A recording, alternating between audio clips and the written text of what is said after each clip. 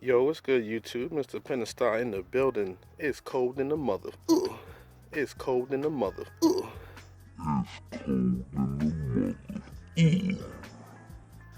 So, we're going to discuss some cold air intake discussions, right?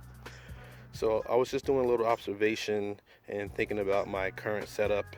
And right now, I have a 4-inch diameter tubing by Airaid with a Airaid cold air intake filter. And I also removed the resonator, aka intake resonator, or silencer they like to call it, which is underneath down there. I'll show you guys later a little bit more about that. But I was thinking about my setup and if I would change it if I were to go back, knowing what I know now. And my conclusion is that if I did go back to change my cold air intake setup, I would go with a stock air box with a K&N drop-in filter, and then I still have a similar tubing like this with the straight tubing, because that accordion tubing was restrictive and it was choppy and it was pretty whack. So that's what I would go with, and of course I would still remove the resonator intake for the silencer. I would remove that still because I want the car to be a little bit louder. Doesn't add any gains. I already did a video on that, but yeah. I also wanted to mention that this setup has been modified. So this cold air intake by Airaid was originally meant for you to keep your stock intake tubing, and then you put the heat shield on it, get the filter on there, and you connect it. So of course your boy had to modify it. 4-inch diameter tubing by Airaid as well. I had to chop up the tubes and put the couplers on there to make it kind of custom, since 4 inches is pretty big. And the other thing I wanted to mention is that with an open cold air intake, you pull in a lot more dirt, especially since I removed the silencer from down there.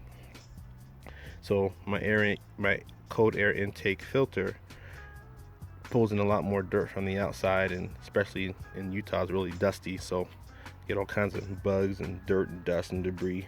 So that's one thing you got to keep in mind with an open cold air intake setup.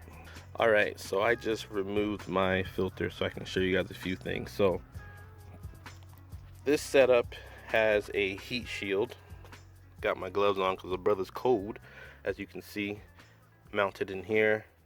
Just a piece of metal. And then you have a opening down below.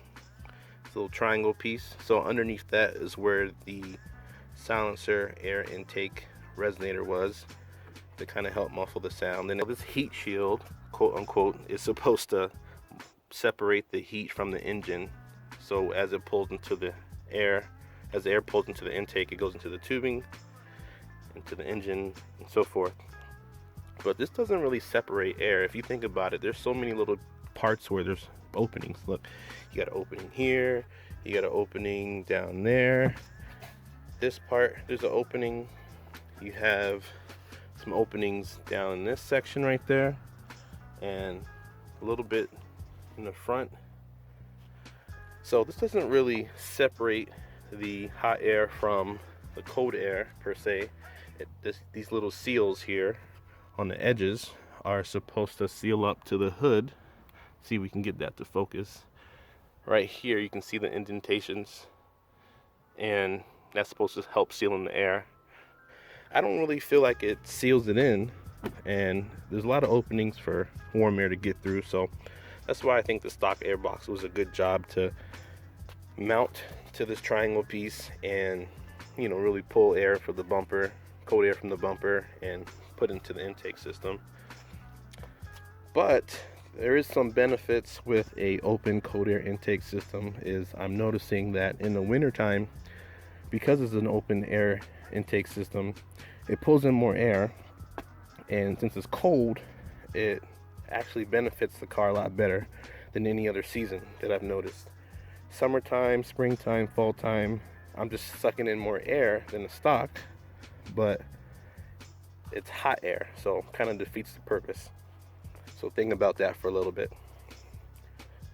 But in the wintertime, I'm pulling in colder air because as you're moving, the car is getting a little bit colder, you're traveling faster, and so you can feel the performance a lot more in the 3.6.